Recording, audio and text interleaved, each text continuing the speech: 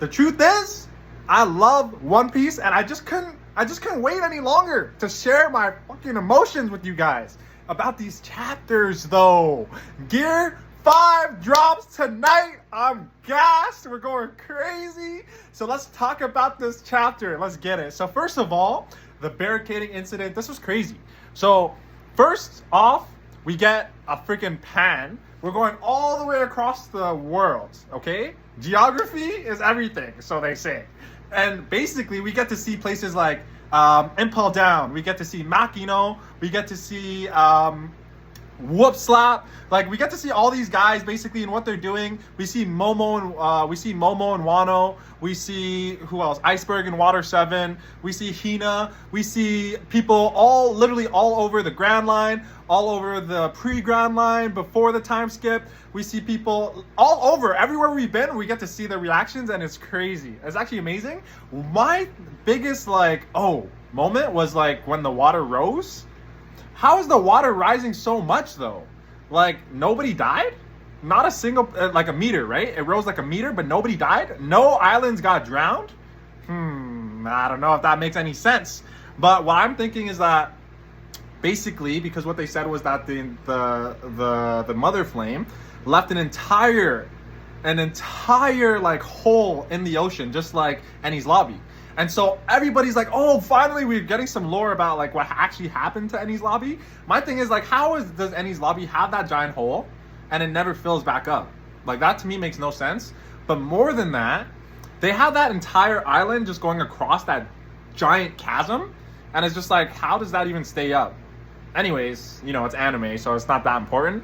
But I think it was really cool just to kind of pan across the entire One Piece world, the universe, and see everybody's reactions to obviously the water rising, tsunamis are being caused. Like, it's kind of reminiscent of Earth, because obviously if there's a giant earthquake, the entire oceans are affected and there are tsunamis. It's a butterfly effect, right?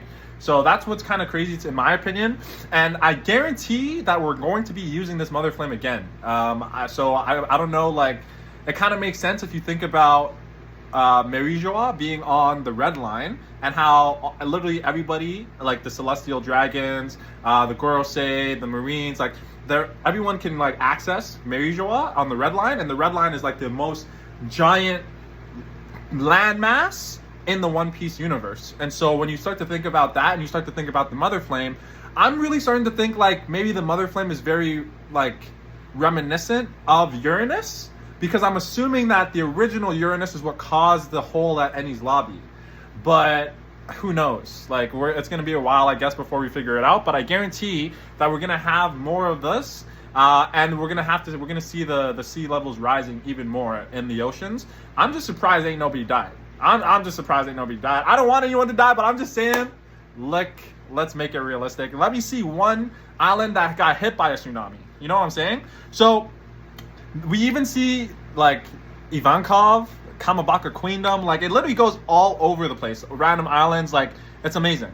But what's really cool, obviously, is after we get that entire pan, right, of the global One Piece world, we get to go back to Egghead. Oh boy, we get to go back to Egghead. And when we go back to Egghead, it's just some crazy shit going on. First of all, flashback between Kizaru and Sentomaru, and honestly, I don't know, I just felt like Kizaru, you never really get like an idea of what this guy is like his personality, because he's always like loopy, you know what I'm saying? Like, he's loopy, he seems slow unless he's like super focused on one thing, and then he's like go, but everything else he's kind of loopy. But it was really nice to see. He looked really young. Like, I remember there was like a picture of young Kizaru and young Marines when they first joined, and he kind of looks like he maybe just joined. He joined kind of late, so I'm assuming that like, he was maybe like in his 20s, his early 20s. So yeah, I just like the flashback, to be honest. I like it when we get to learn more about the Marines, because I feel like the Marines don't get enough. Not the Marines specifically, but the Admirals. I feel like the Admirals don't get enough backstory. They don't get enough shine necessarily on like their views and how they feel about everything going on in the One Piece world. Like their morals, essentially, like what they stand for, their justice, right? But I feel like as we're in the end game, so as we continue to go through different situations and scenarios, we're going to continue to learn more and more and more and more and more about the admirals. Like we're learning about COULDN, like we learned about COULDN in the last couple of chapters. But I just think that Kizaru is one of the most interesting Marines, just because we literally, like, if you really think about it, we really know nothing about this guy, like nothing. And so it's kind of cool. It was kind of cool to see that flashback. It's kind of a tough situation, to be honest, for Kizaru. Like, it seems like he doesn't necessarily want to have to fight Sentomaru and Vegapunk, but obviously because they're researching the Void Sentry, it's a wrap, right? Like, there's nothing they can do. There's nothing he can do. So Sentomaru is going to get folded, and yeah, we're just gonna go from there. So I thought it was really cool. They called him uncle. She called him. Sentomaru's a guy, but I always confuse them. Like, man, woman, who cares? But I just think that's cool because obviously you get a little bit more of a background story on that. And of course now we get to see that Saint Saturn is there, and he's like, kill the other battleships that got away from the island, which is, to me, makes perfect sense because you're the Gorosei and you're not trying to have anybody escape. Like, it's a zip type of policy. But what's crazy, what I don't really understand is, why are you trying to let Bonnie go? Why are you trying to let Bonnie go? Why? She's special. She has to be special. I don't know if she's like a special race. I don't know if it's because he knows what her devil fruit is. Like, I don't know if it's because, like, he met her and, like, he had a good time talking to her. Like, I think I saw a video where, like, who knows, we can like basically imagine that when Kuma got caught, maybe she was like around Mary Joie or something like that, and she had a chance to meet some of these guys, some of the Marines and stuff when she was younger. I don't really know, but like I just feel like there's a story there. There's maybe like a relationship or maybe like a conversation that we're missing. We're gonna get a flashback to at one point. But speaking of Bonnie, so a lot of people have been thinking like, oh, Bonnie's going to be one of the main pieces to like escaping Egghead, right? Because a lot of people are thinking like her devil fruit's going to be revealed and it's going to have something to do with escape. So it's probably going to be like the time fruit, which I think is actually a really, really, really great theory.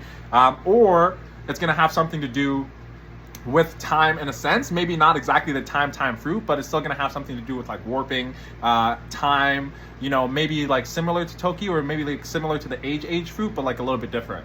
But I think it would be really cool if Bonnie actually uses her devil fruit and we get more of information on the background of her devil fruit and we get to see how that works.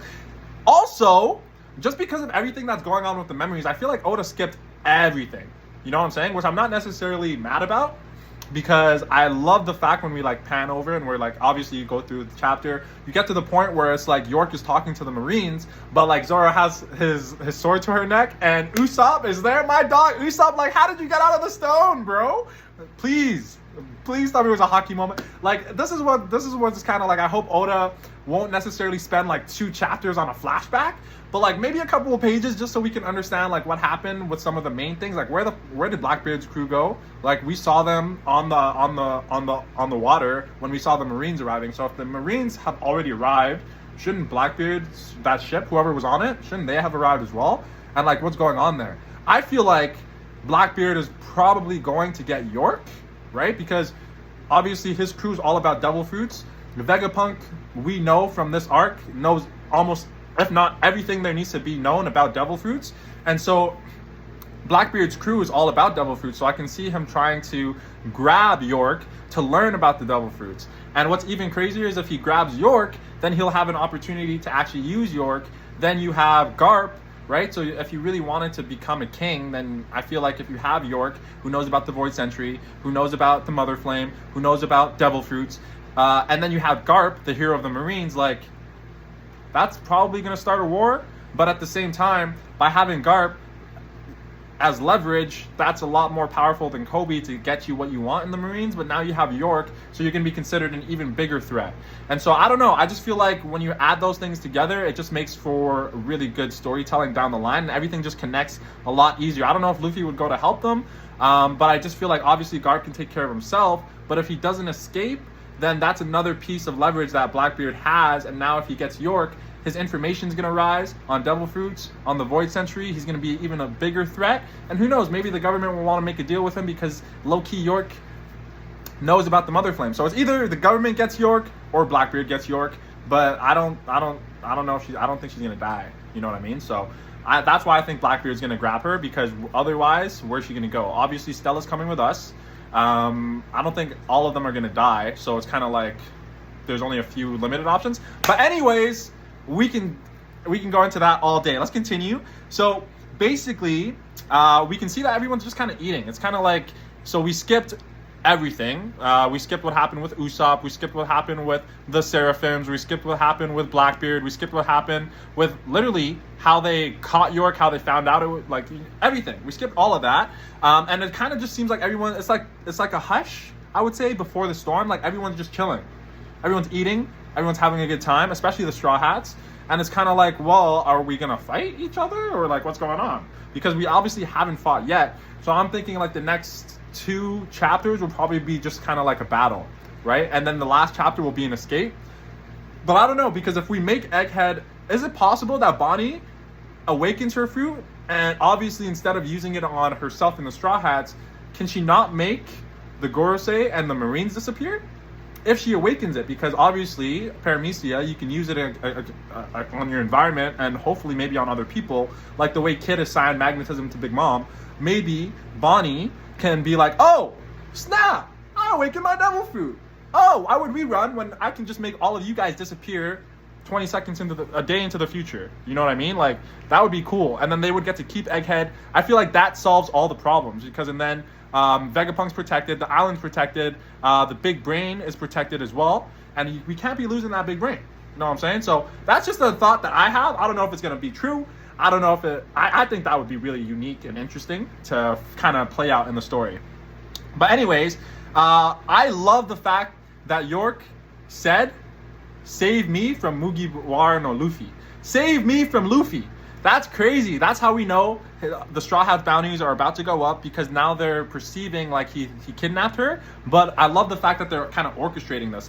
This is obviously not Luffy's idea. What I want to know is who came up with this plan. Was it like a collective Straw Hat thing, or was it like the more kind of like strategic members, like the Namis, like the Robins, like the Sanji? You know what I mean? Like, that's some stuff I would love to see Oda go back to, because who doesn't love moments with the crew interacting, and like, it's just kind of like interacting with each other, right? Not necessarily like solving the problems that were created from the past or previous chapters, but actually just like vibing, bonding together, right? Talking it out. And this is a Yonko crew now, so like, I feel like we've grown so much that obviously it would be just kind of be nice to see how we kind of handle these situations now that we have all the fame and notoriety. But at the same time, it's kind of like, I feel like we've all been in these situations where we've seen the Straw Hats overcome obstacle over obstacle over obstacle. And it's not like any of those setups, like problems-wise, were really huge.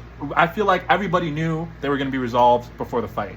And so now that's all that's really left is the fight itself. What is Lucci doing? I'm so confused. Matt's just kicking it in the back there, like chilling. Like, dude, do you not know you're a Marine? First of all, where's Kaku? Where's Robin? We're missing people. But anyways, I love this whole chapter. If I'm going to say, I'm going to give this chapter literally like a solid 9 out of 10. I just thought that the setup was amazing. I thought that we got really good. I thought the pace was great. And I think that it was a super hype chapter, because we skipped useless information, which obviously, like, I feel like some fans want to know what happened there. But we skipped useless information where we can kind of like, you can leave it up to the viewer to kind of understand what happened there. And now the next chapters are just going to be pure like, let's go, ending this arc, right? Understand, like, fighting and matchups, and maybe we'll get like little flashbacks here and there for more Kizaru, a little bit more Saint Saturn. Maybe we'll get some more lore from Vegapunk. Maybe we'll learn about the Ancient Kingdom. So I just feel like there was so much more that Oda could do with this arc, which is why he decided like, hey, I'm gonna skip it. You know what I mean? It's the barricading incident, and Luffy just says like, we just need a shield to escape, right? So I don't know if they're planning on like using Vegapunk as a hostage per se to escape, but damn guys, this chapter snapped. It really popped off, and I am in it for the long haul. So let me just say, thank you guys for joining today. Thank you for going through the review with me. Honestly, I have so much that I want to talk about when it comes to this, but like, I just needed to put one up. You know what I'm saying? So let's run it. I'm out. Peace.